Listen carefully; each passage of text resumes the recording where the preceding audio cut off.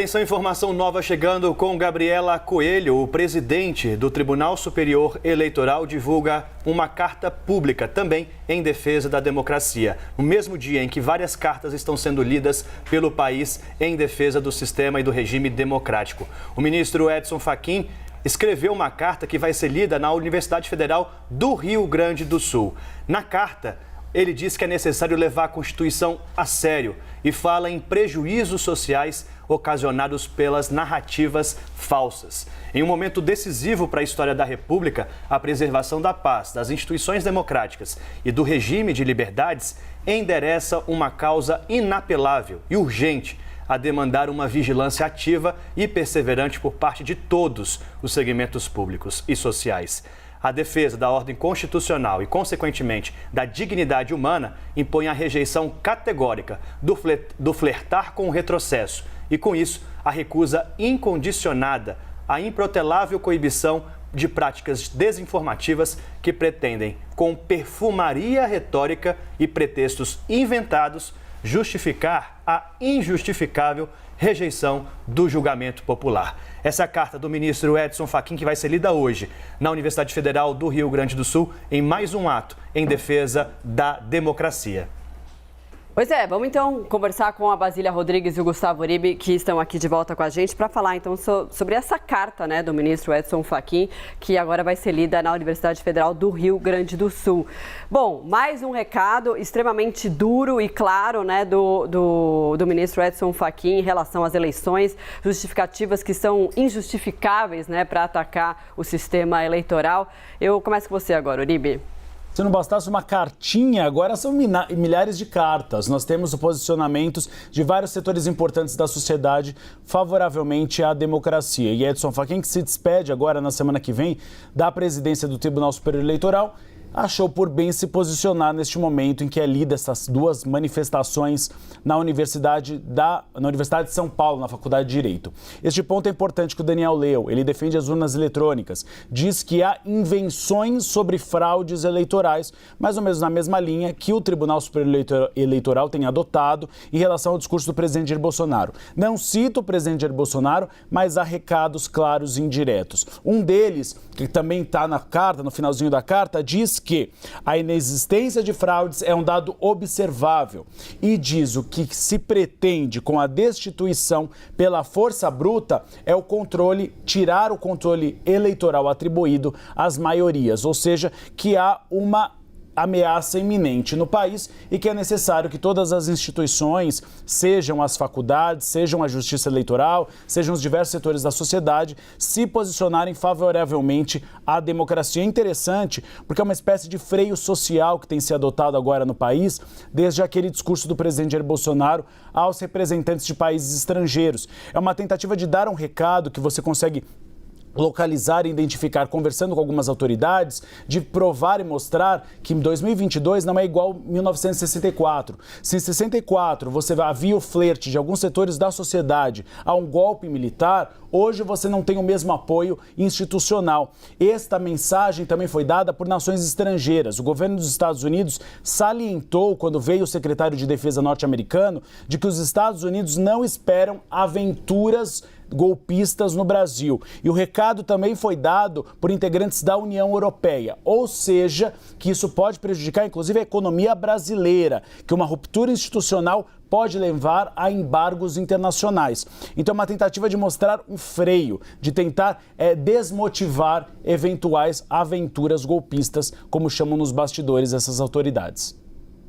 Basília, eu acho que tenho curta carreira como jornalista, cerca de 10 anos aí, mas eu nunca me imaginei apresentando um jornal mostrando atos necessários em defesa da democracia.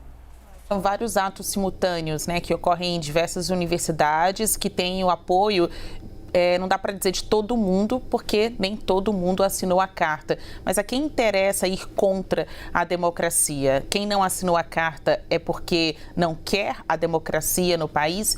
Bom, o ministro Edson Fachin, que está há poucos dias aí para encerrar o seu mandato de 6 meses no comando do Tribunal Superior Eleitoral, aderiu então a esta carta, a este ato que vai ser realizado na Universidade Federal do Rio Grande do Sul, ele recebeu um convite de uma professora da instituição, Cláudia Lima Marques, para que escrevesse alguma mensagem, né, pudesse dar aí a sua avaliação, manifestação. Ele que é muito conhecido pelos juristas ali do sul do país, especialmente. Ele fala que, em respeito à história, desde quando os funcionários da Justiça Eleitoral trabalhavam com urnas de lona e agora têm à disposição, e não é de hoje, as urnas eletrônicas, há um trabalho obcecado, né, por parte destes funcionários da Justiça Eleitoral de entregar um resultado transparente, seguro à população. A democracia brasileira, ela se notabiliza em todo o mundo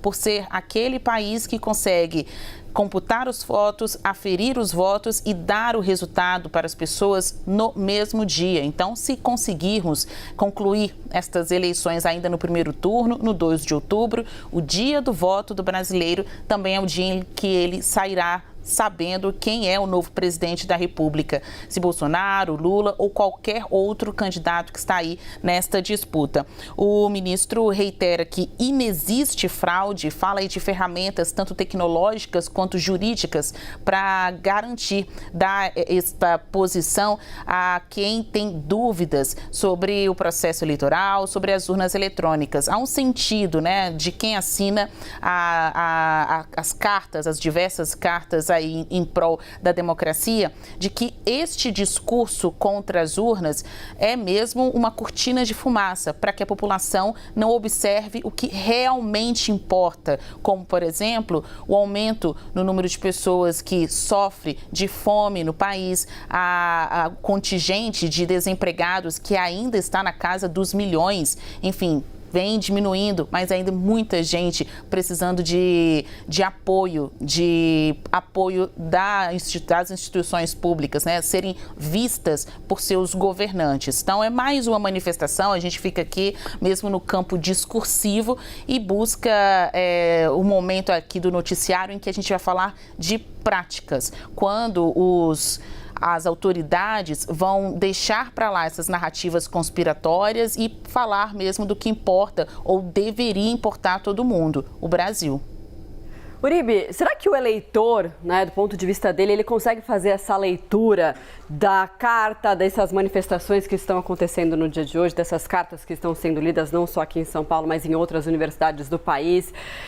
Porque são cartas que são a favor da democracia, não são direcionadas ao presidente Bolsonaro, a qualquer partido político. Será que o eleitor faz essa leitura de que o possível ataque à urna, essa pressão toda fez com que essas cartas fossem criadas e, enfim, lidas hoje? Será que o eleitor faz essa leitura? O eleitor faz essa leitura?